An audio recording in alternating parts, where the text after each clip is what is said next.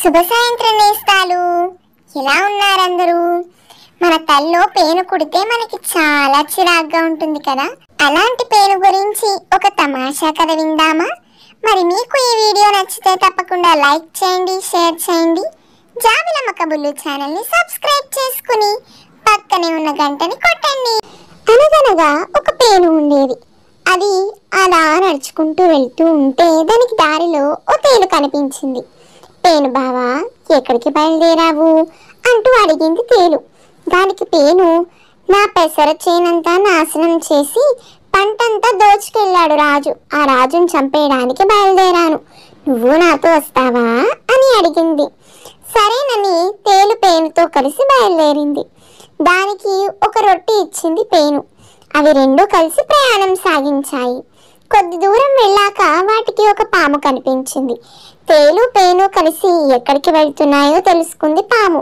నువ్వు మాతో రాకూడదు, అందరం కలిసి ఆ రాజుకి తగిన శాస్తి చేద్దాం అని అడిగాయి అవి. సరేనంది పాము. పాముకి కూడా తన రొట్టెలోంచి ఒకటి తీసి ఇచ్చింది పేను. అలా అవి మూడు వెళ్తుండగా వాటికి కనిపించింది ఓ గుండ్రాయి. దానికి రాజు చేసిన పని చెప్పి మాతో వస్తావా అని అడిగారు వీళ్ళు ముగ్గురు. సరేనని బయలుదేరింది గుండ్రాయి. పేను, తేలు, పాము, గుండ్రాయి రాజుగారి ఊరు సమీపానికి వచ్చేసరికి వాటికి అక్కడ ఒక పెద్ద పులి ఎదురైంది. ఏంటి అందరూ కలిసి ఇలా బయలుదేరారు? ఎక్కడికి వెళ్తున్నారు? ఎందుకు వెళ్తున్నారు అంటూ ప్రశ్నలు కురిపించింది పెద్ద పులి. రాజు నా చేను నాశనం చేసి నా పంట అంతా దోచుకెళ్ళాడు. అతనికి తగిన బుద్ధి చెప్పి నా పంట వెనక్కి తెచ్చుకుందామని ఇలా వచ్చాను. వీళ్ళంతా నాకు సాయం వచ్చారు అని చెప్పింది పేను పెద్ద పులితో. అయ్యో అలాగా, నేను మీతో వస్తాను అంది పెద్ద పులి. సరేనని దానికి బదులుగా పులికి ఒక రొట్టె ఇచ్చింది పేను. అందరూ కలిసి రాజుగారి ఇంటికి చేరుకున్నారు. పులి ఎవరి కంటా పడకుండా లోపలికి వెళ్ళలేదు కనుక అది వీధిలోనే దాక్కుంది.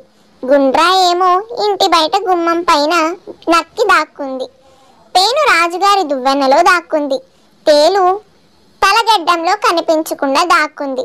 పాము ఆ గదిలో ఓ మూలన ఎవ్వరికీ కనిపించకుండా నక్కింది. అంతలో రాజుగారు వచ్చారు. అతడు తల దువ్వుకుంటూ ఉంటే పేను తలలోకి చేరి కసాపిసా కుట్టేసి తన కోపం తీర్చుకుంది. రాజుకి చిరాకు ఎక్కువై కాసేపు పడుకుందామని పడుకున్నాడు. చీకటి పడేదాకా ఆగిన తేలు రాజుని కుట్టేసింది.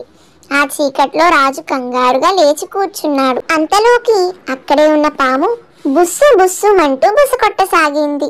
దానితో రాజుకి భయం వేసి గబగబా ఇంటి బయటికి రావడానికి తలుపు తీయగానే ఆ గుండ్రాయి తప్పుమని ఆయన తలపైన పడింది. దానితో హడలిపోయిన రాజు గబగబా వీధిలోకి పరిగెత్తుతాడు. వీధిలో చీకటి చాటున దాక్కున్న పులి అమాంతంగా రాజుపై పడి ఆయన్ని తినేసింది. పేను తన పెసలు తాను తీసుకుని సంతోషంగా ఇంటికి తిరిగి వచ్చింది.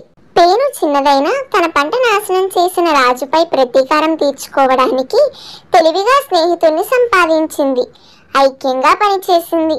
చివరికి అందరూ కలిసి రాజుకి తగిన శిక్ష వేశారు.